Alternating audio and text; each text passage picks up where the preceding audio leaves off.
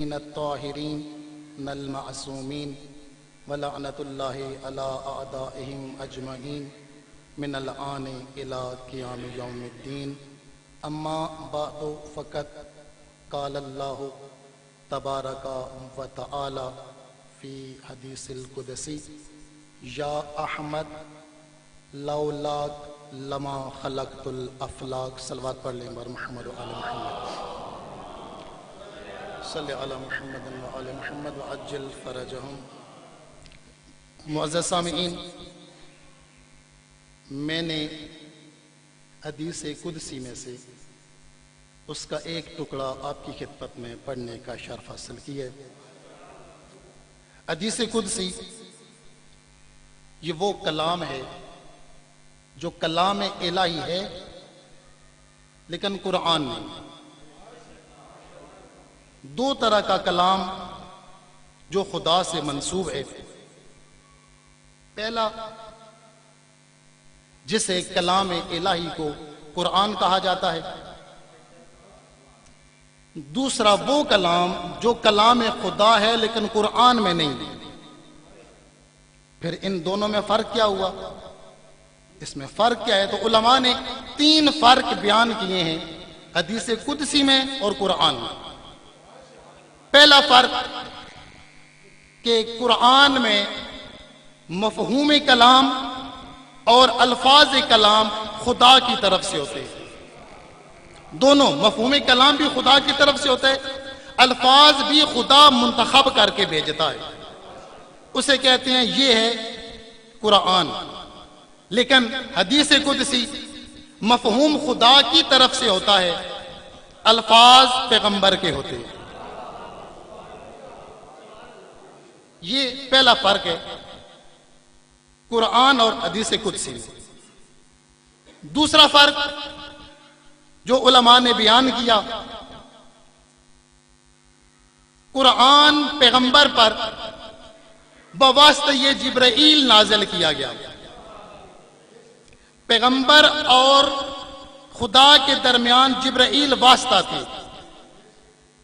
انہوں نے آ کر قلب پیغمبر پر قرآن کو اتارا. لیکن حدیث قدسی پیغمبر پر الہام کی صورت میں بغیر واسطے کے آئی ہے. تیسرا فرق، قرآن میں ہر خشک و تر کا ذکر کیا گیا. جس طرح خود قرآن میں ارشاد فرمایا گیا: ولا رطب ولا یابس الا فی کتاب مبین، کہ قرآن میں ہر خشک و تر کا ذکر کیا گیا ہے. لیکن حدیث قدسی میں صرف اخلاقی اور کلامی ابحاث کو ذکر کیا گیا. یہ 3 مین فرق ہیں قرآن میں اور حدیث قدسی میں. تو یہاں پر جو اللہ رب العزت نے اپنے حبیب سے مخاطب ہو کر فرمایا: یا احمد لولاک لما خلقت الافلاک، اے احمد اگر آپ نہ ہوتے میں زمین و آسمان کو خلق نہ کرتا. تو یہاں پر خدا کیا بیان کرنا چاہتا ہے؟ خدا کیا بتا رہا ہے؟ کیا یہ یہاں پر پیغمبر کی فضیلت کو بیان کیا جا رہا ہے؟ کیا زمین و آسمان کا بنانا یہ فضیلت ہے پیغمبر کے لیے؟ دیکھیں، اس بات کو سمجھانے کے لیے ایک چھوٹا سا جملہ آپ کے نظر کروں. تفسیر میں اور حدیث میں ایک لفظ بولا جاتا ہے مقام بیان. دونوں جگہ پر مقام بیان. مقام بیان کا مطلب کیا ہے؟ معنی کیا ہے مقام بیان کا؟ یعنی متکلم، کلام کرنے والا، اسپیکر، گفتگو کرنے والا، وہ کیا بیان کرنا چاہتا ہے، اس کا مقصد کیا ہے، اس کا مطلب کیا ہے، وہ کون سی بات سمجھانا چاہتا ہے. اس کا سمجھنا بہت ضروری ہوتا ہے. جب تک یہ نہیں سمجھا جائے گا، بات کہنے والی کی بات آپ کی سمجھ میں نہیں آئے گی. اس بات کو سمجھنے کے لیے ضروری ہے متکلم خدا بھی ہو سکتا ہے، وہ متکلم معصوم بھی ہو سکتا ہے، وہ متکلم امام بھی ہو سکتا ہے. وہ کیا بیان کرنا چاہتے ہیں. ایک حدیث بیان ہو رہی ہے تو اس کے عوارض کو دیکھا جائے گا, کون سے حالات میں حدیث بیان کی جا رہی ہے. ایران میں ہمارے ایک استاد تھے, انہوں نے کہا کہ آپ حدیث میرے سامنے پڑھو اور مجھے یہ نہ بتاؤ کہ کس معصوم کا قول ہے, میں خود تمہیں بتا دوں گا کہ فلاں امام کا یہ فرمان ہے. علم حدیث میں انہوں نے اتنا کام کیا تھا. میں مزاج سے سمجھ جاؤں گا, میں مزاج آشنا ہوں اماموں کی گفتگو کا. لیکن آپ صاحب نے سبحان اللہ کہا, یہ خود جملہ بڑا خطرناک ہے یہ والا. یعنی مزاج آشنا ہونا, معصوم کے مزاج سے آشنا ہونا, اس کا مطلب یہ ہو گیا کہ معصومین کے مزاج الگ الگ تھے. لیکن سارے سبحان اللہ واپس ہو گئے, ساری تعریفیں واپس ہو گئیں. 1400 سال سے ہم یہی تو پڑھ رہے ہیں, 1400 سال سے ہم یہی تو بیان کر رہے ہیں کہ ان کے مزاج میں کوئی فرق نہیں ہے. تو پھر مطلب کیا ہوا استاد محترم کی یہ بات کرنے کا؟ مطلب کیا ہوا کہ ان کے مزاج میں فرق نہیں ہے. میں آپ کو بتاؤں گا کہ ان کا مزاج کس امام کا مزاج ہے. مزاج کے فرق کا مطلب یہ ہے کہ کوئی بھی معصوم, کوئی بھی امام بے ربط گفتگو نہیں کرتا. کوئی بھی امام حالات سے ہٹ کر گفتگو نہیں کرتا. کوئی بھی امام بے موقع گفتگو نہیں کرتا. یہ جو آپ حدیث بیان کر رہے ہو کہ یہ امام زین العابدین علیہ السلام نے فرمایا تھا, اس حدیث کا مزاج امام زین العابدین کے زمانے سے میچ نہیں کر رہا. جیسا یہ حدیث امام سجاد کی نہیں ہو سکتی, یہ حدیث امام باقر علیہ السلام کے دور کے ساتھ ملتی ہے, کیونکہ امام سجاد علیہ السلام کا دور کٹھن تھا, مشکل تھا. کوئی اور حدیث بیان کرتے آپ کہتے ہیں کہ نہیں یہ حدیث امام موسیٰ کاظم علیہ السلام کے ساتھ منسوب کر امام کی نہیں ہو سکتی. یہ والا ماحول, یہ والا مزاج امام جعفر صادق علیہ السلام کے دور میں تھا. صلی اللہ محمد.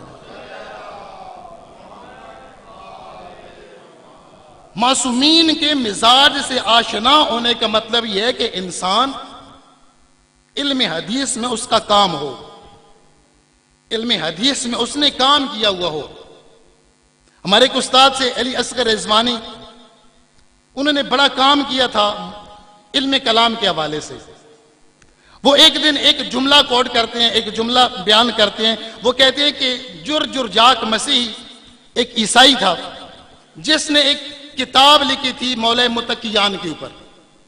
اس کی صورتحال کیا تھی کہ یہ سے جب سکول بھیجتے تھے نا, سکول جب روانہ کرتے تھے, یہ سکول سے بھاگ جایا کرتا تھا.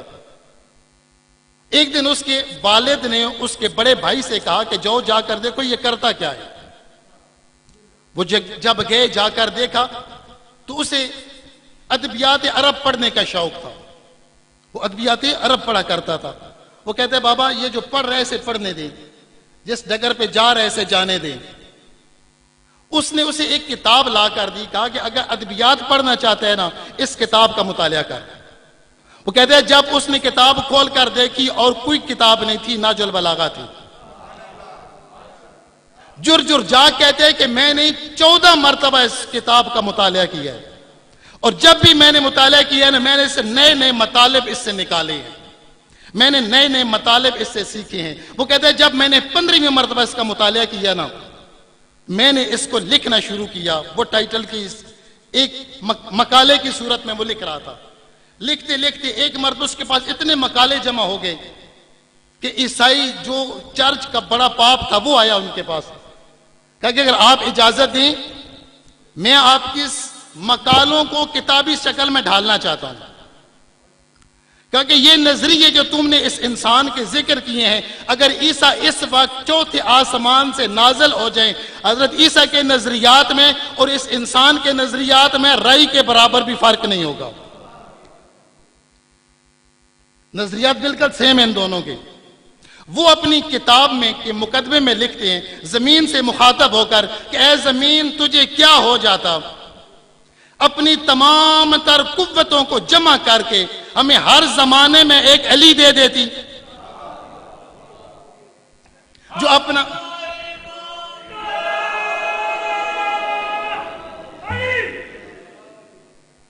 جو اپنا علم لے کر آتا، جو اپنا علم لے کر آتا، جو اپنی تلوار لے کر آتا اور ہمارے مسائل کو حل کرتا۔ یہاں پر ہمارے استاد نے ایک حاشیہ لگایا، وہ کہتے ہیں کہ اے جرجاگ، کاش تو مسلمان ہو جاتا، کاش تو شیعہ ہوتا، تو دیکھتا اس اللہ نے ہمیں ہر دور میں ایک علی عطا کیا ہے۔ اب بھی اسی علی کا ایک بیٹا پردے غیبت میں موجود ہے جو منتظر ہے اس بات کا کہ کب مجھے اللہ حکم دیتا ہے، میں جاؤں گا اسی علی کا علم لے کر، اسی کا حلم لے کر، اسی کی شجاعت لے کر، اسی کی تلوار لے کر آئے گا اور اس زمین کے اوپر عدل و انصاف کو قائم کرے گا۔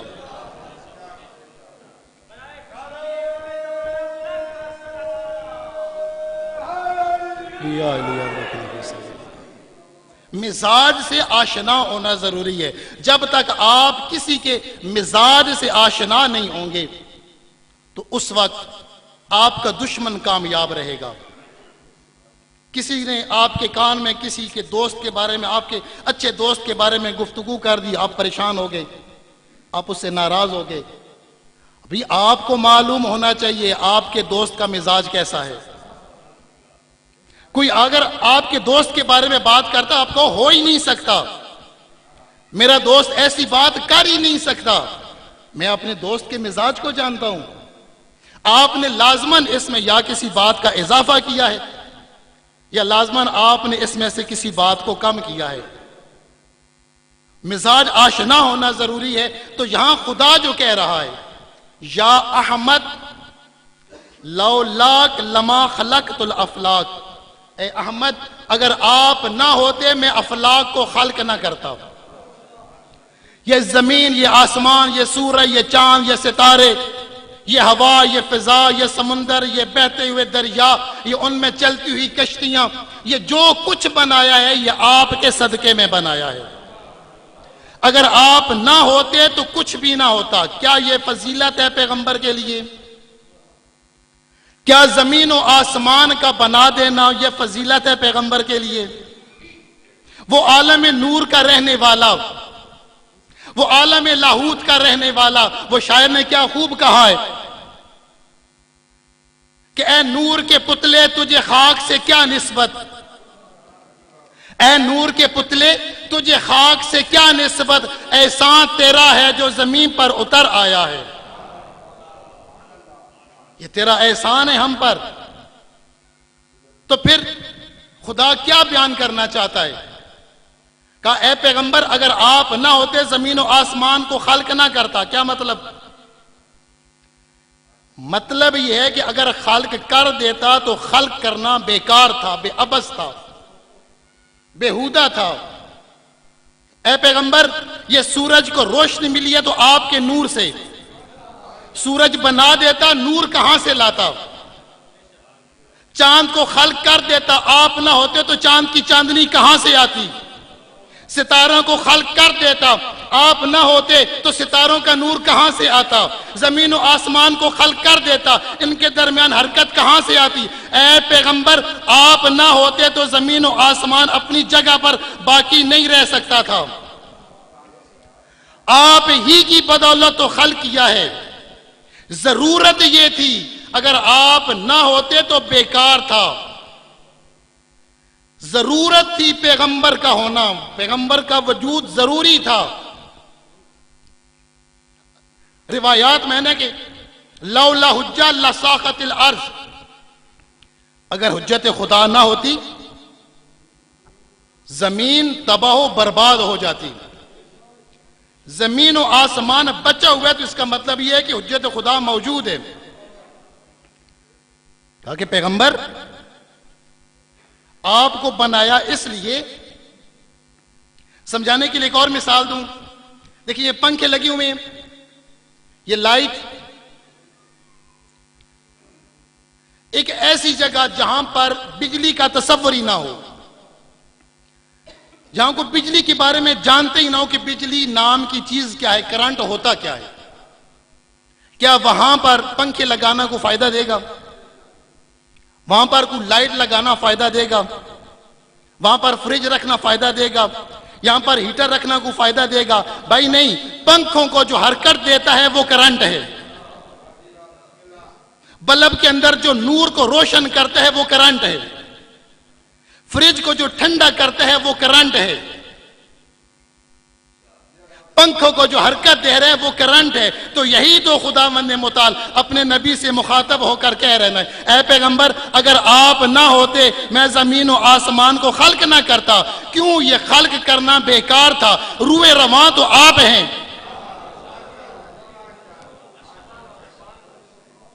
یہ ضرورت تھی۔ اس حدیث میں فضیلت کو نہیں بیان کیا جا رہا، اس حدیث میں ضرورت کو بیان کیا جا رہا ہے کہ اے پیغمبر آپ کا وجود ضروری تھا اس زمین و آسمان کی بقا کے لیے۔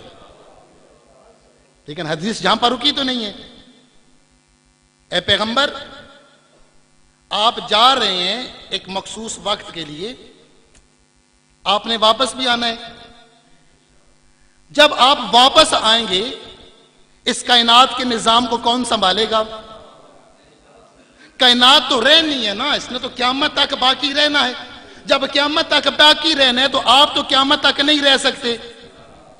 آپ تو ایک مخصوص وقت کے لیے بھیجا ہے، تو کوئی ہونا چاہیے نا۔ جس طرح بجلی چلی جائے تو یو پی ایس نظام کو سنبھال لیتا ہے، بجلی اگر چلی جائے تو جنریٹر جو ہے وہ لائٹ کو سنبھال لیتا ہے۔ تو پیغمبر کے بعد کوئی ایسا ہونا چاہیے نا جو پیغمبر کے بعد اس کائنات کے نظام کو سنبھال لے۔ تو پیغمبر نے غدیر خم کے مقام پر علی کا بازو پکڑ کر نہیں کہا تھا من کنت مولا ہو فہذا علی مولا، جس کا میں مولا ہوں اس کے علی مولا ہے۔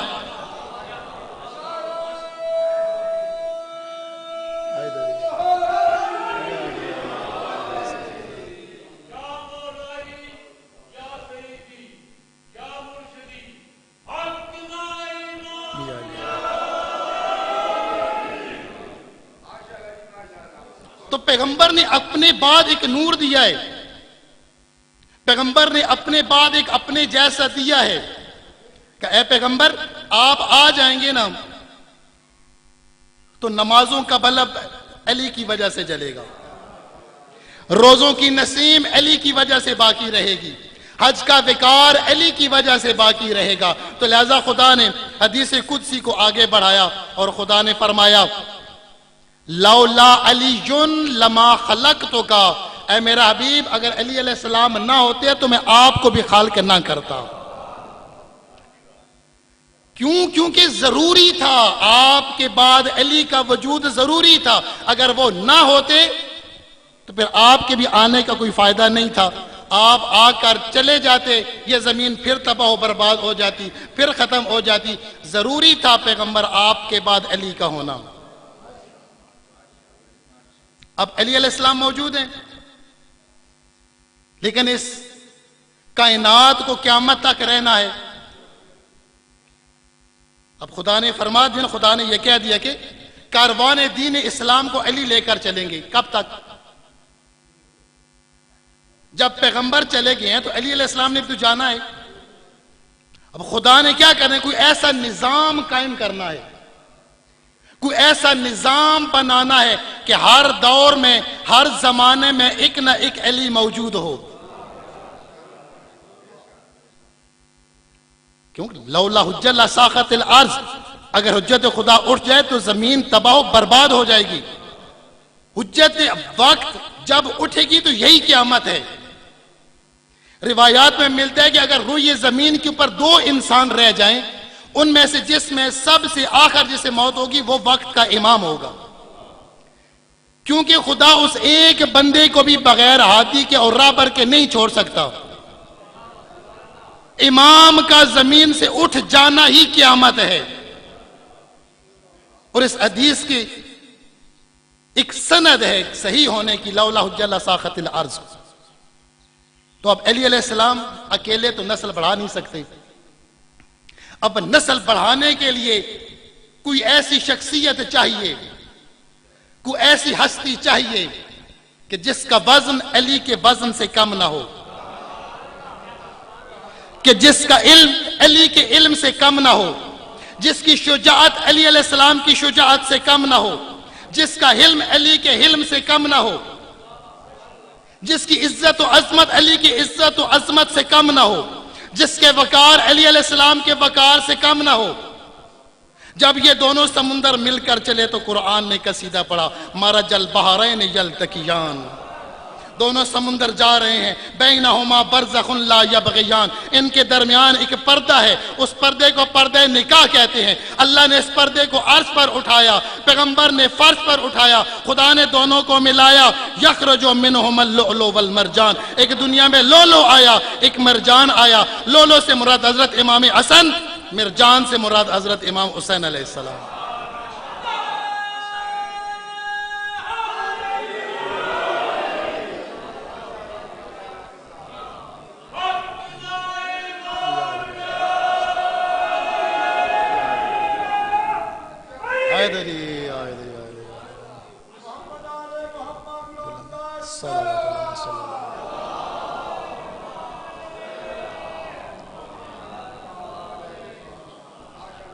حدیث قدسی آپ کے سامنے عرض کر رہا ہوں، یا احمد اگر آپ نہ ہوتے تو میں زمین و آسمان کو خلق نہ کرتا. حدیث کتاب پڑھتے رہتے ہیں نا، حدیث کتاب میں کیا سنتے ہیں؟ انی ما خلقت سماء مبنیہ ولا ارضا مدحیہ ولا قمرا منیرا ولا شمسا مضیئا ولا فلک یدور ولا بحر یجری ولا فلک یسری الا فی محبت ہؤلاء الخمسۃ الذین هم تحت الکساء. یہ بلند و بالا آسمان، یہ زمین، یہ سورج، یہ چاند، یہ ستارے، یہ بہتا ہوا سمندر، اس میں یہ تیرتی ہوئی کشتیاں، میں نے صرف اور صرف ان کی محبت میں بنائی ہیں جو کساء کے نیچے موجود ہیں.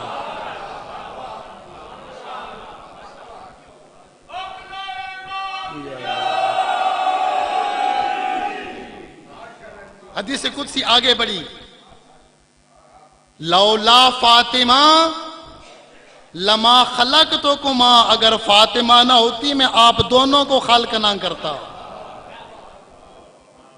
یہ حدیث یہ فضیلت کو نہیں بیان کر رہی، یہ ضرورت کو بیان کر رہی ہے. اگر فاطمہ نہ ہوتی تو نسل علی آگے نہیں بڑھ سکتی تھی. صلوات پڑھ لیں بر محمد و آل محمد.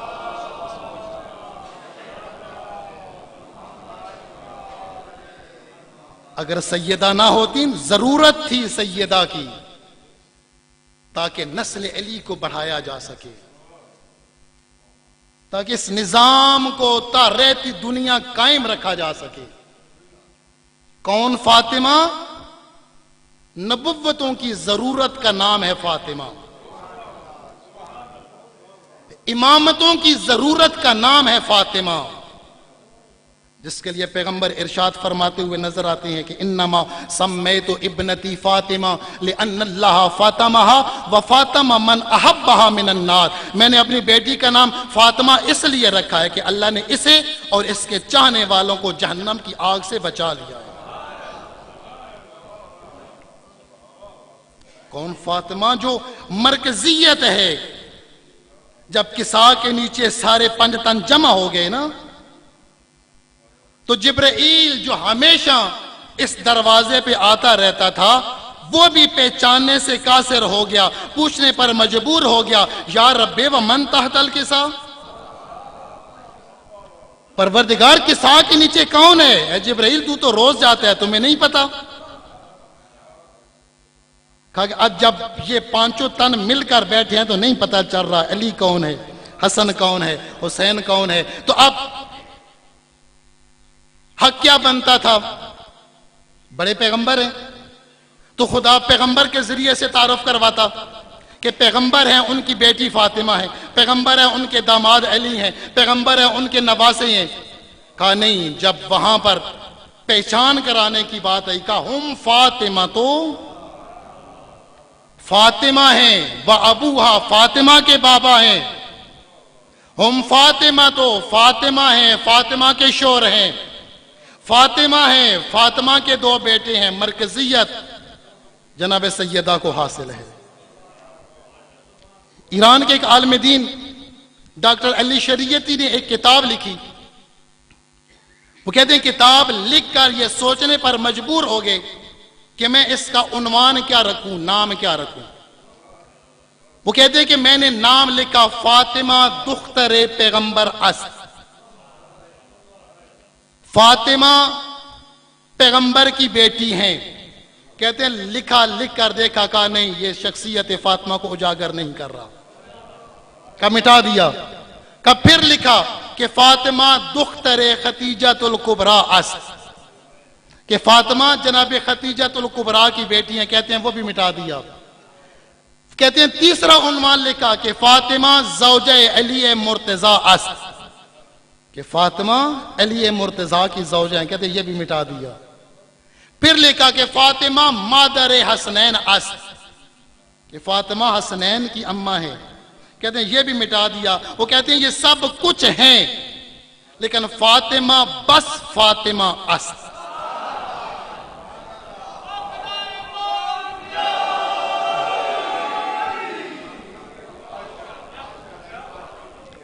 فاطمہ بس فاطمہ است. فاطمہ صرف فاطمہ ہے. گھر ہو تب بھی مرکز فاطمہ ہے، باہر ہو میدان مبالغہ میں دیکھ لیں تب بھی مرکز سیدہ ہے. اب آیات کو اٹھا کر دیکھ لیں جس طرز کے ساتھ آیت آئی ہے، انفسنا و انفسکم. پیغمبر خود جا رہے ہیں، امام حسن کو امام حسین کو اٹھایا ہوا ہے، امام حسن مجتبیٰ کا ہاتھ پکڑا ہوا ہے، پیچھے پیچھے سیدہ ہیں. جہاں جہاں سے پیغمبر کے قدم اٹھ رہے ہیں سیدہ وہاں پر قدم رکھ رہی ہیں. جہاں سے سیدہ کے قدم اٹھ رہے ہیں وہاں پر امامت کے قدم پڑ رہے ہیں. جہاں سے نبوت کے قدم اٹھ رہے ہیں وہاں پر زہرا کے قدم آ رہے ہیں. جہاں سے زہرا کے قدم اٹھ رہے ہیں وہاں پر امامت کے قدم آ رہے ہیں.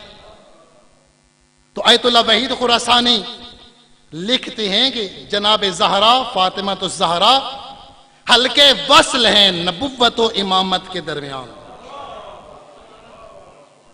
امامت اور نبوت کو ملانے والی کڑی کا نام ہے زہرا. کون زہرا؟ جس کے لیے پیغمبر ارشاد فرماتے ہیں الفاطمہ تو ام ابیہا، فاطمہ اپنے باپ کی ماں ہے. کیا مطلب؟ کہ میں اللہ کا نبی، میں پیغمبر فاطمہ کا اتنا احترام کرتا ہوں جتنا احترام میں اپنی ماں آمنہ کا کیا کرتا تھا.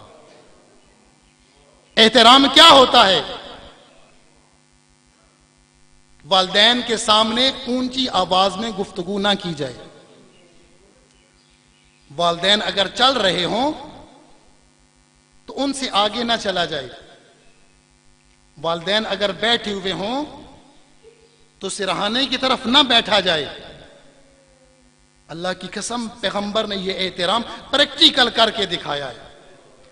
دن میں 5 مرتبہ در سیدہ پر آ کر سلام کیا کرتے تھے. السلام علیکم یا اہل بیت النبوہ، اے نبوت کے گھر والے میرا آپ پر سلام ہو. وعلیک السلام، میرا بھی آپ پر سلام ہو. من انت؟ کون؟ انا ابو کے. اتاذن لی، کیا مجھے اجازت ہے میں اندر آ جاؤں؟ بابا آپ کیوں اجازت مانگ رہے ہیں؟ کہا بیٹی اس رب العزت کی قسم میں جب بھی تیرے دروازے پر آتا ہوں وہ اللہ مجھے روک کر کہتا ہے کہ اے میرے نبی اس گھر کی اس دروازے کی عظمت بتا کر جا. جب گھر داخل ہو جاتے نا بی بی فرماتی کہتی بابا بیٹھے نا. ام ابیہا، نہیں بیٹی جب تک آپ نہیں بیٹھو گی میں نہیں بیٹھوں گا. جب بیٹھنے لگتی نا بی بی کے ہاتھ پکڑ لیتی، آخذ بیدیہا، دونوں ہاتھوں کو پکڑ لیتے اپنی جگہ پر بٹھاتے. قبلہ بیدیہا، دونوں ہاتھوں پر بوسہ دیتے. مجھے بتائیے نا وہ ہاتھ جن پر پیغمبر بوسہ دے دے کر تھکتے نہیں تھے کیا وہ تازیانوں کے قابل تھے؟ اجرکم علی اللہ. اللہ کرے سوائے غم میں امام حسین کے کوئی اور غم نہ دیکھیں. عزادارو کچھ زیادہ عمر نہیں تھی بی بی کی، 18 سال کی عمر میں یہی بین کرتے چلی گئی، صبت علیہ مصائب، بابا تو آپ کے بعد مجھ پر اتنی مصیبتیں آئی ہیں نا، لو انہا صبت علی الایام سرنا لیالیا، اگر یہ سفید دنوں پر آتی تو سیاہ راتوں میں تبدیل ہو جاتے۔ اجرکم علی اللہ۔ اتنی جتنی مصیبتیں سیدہ کے اوپر اجمال کے ساتھ آئی ہیں نا، وہ تمام کی تمام مصیبتیں کربلا میں تفصیل کے ساتھ آئیں۔ یعنی اگر آج در زہرا کو نہ جلایا جاتا تو کربلا میں 10 محرم کی رات کو خیام نہ جلائے جاتے، اگر آج بی بی کو تماچے نہ مارے جاتے تو کل 10 محرم کو سکینہ کو تماچے نہ لگتے۔ اجرکم علی اللہ۔ ہاں اگر آج بی بی کی پسلیاں نہ توڑی جاتی تو کل حسین کے لاشے پر گھوڑے نہ دوڑائے جاتے۔ اجرکم علی اللہ۔ ہاں عزادارو، آج اگر محسن کو شہید نہ کیا جاتا تو کل کربلا میں علی اصغر کے گلے پر تیر نہ چلایا جاتا۔ انا للہ و انا الیہ راجعون۔ الا لعنت اللہ علی القوم الظالمین۔ بر محمد و آل محمد بلند تر صلوات۔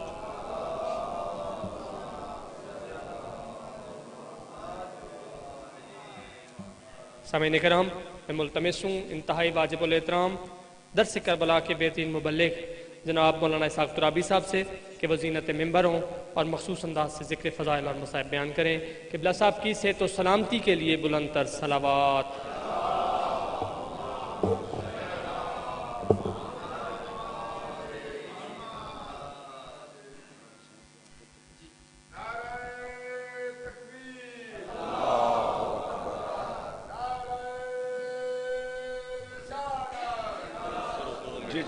بسم اللہ، کرسی تیار۔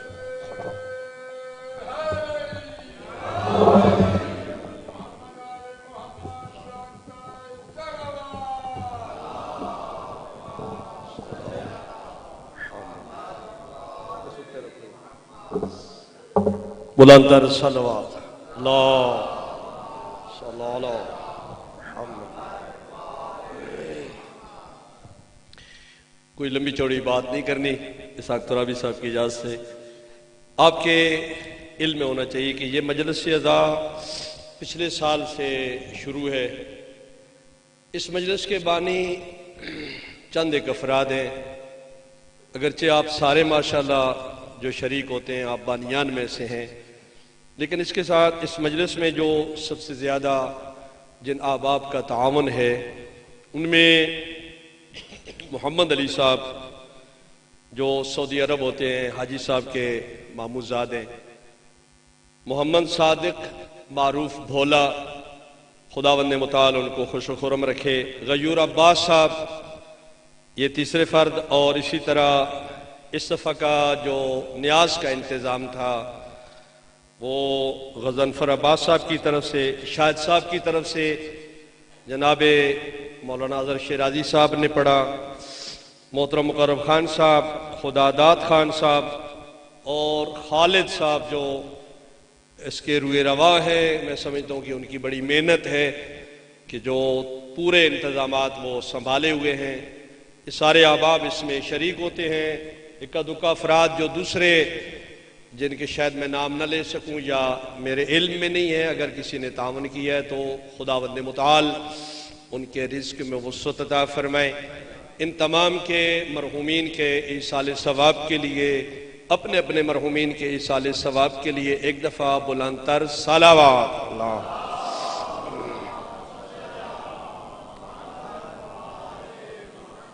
آپ کے علم ہے کہ جو اس در پہ خرچ کرتا ہے خداوند متعال اس کو کئی گنا زیادہ دیتا ہے۔ یہ پروگرام پچھلے سال محدود تھا، اس دفعہ الحمدللہ ہمارے پاس 5 افراد جو وہ پڑھنے والے ہیں۔ ایک بزرگ شخصیت کو ہم نے دعوت دی تھی، اشتباہ نہ ہو، کوئی بندہ یہ نہ کہے کہ کیوں نہیں یا ایسے نام دے دیا، نہیں، قبلہ محمد تقی نقوی جو ایک عظیم شخصیت ہے پاکستان میں، بزرگ عالم دین ہیں. میں سمجھتا ہوں کہ ان کو اگر کہا جائے کہ زین الاتقیاء، انتہائی متقی آدمی، انتہائی مخلص مبلغ، ایک سید زادہ. ان کو ہم نے دعوت دی لیکن وہ مریض ہونے کی وجہ سے تشریف نہیں لا سکے، تو ان کی جگہ پہ ہم نے اسحاق اپنے محترم مولانا اقبال حسین مقصود پوری صاحب کا اہتمام کیا ہے. وہ آخر پہ انشاءاللہ خطاب فرمائیں گے. قبلہ سید محمد تقی صاحب کی صحت و سلامتی کے لیے بھی ایک دفعہ بلند تر صلوات. صلی اللہ علیہ فاتحہ پڑھا چھوڑ.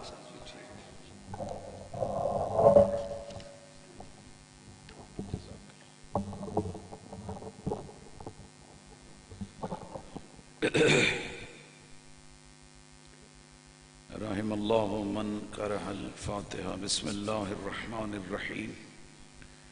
الحمد للہ رب العالمین الرحمن الرحیم مالک یوم الدین. ایاک نعبد و ایاک نستعین. اهدنا الصراط المستقیم صراط الذین انعمت علیہم غیر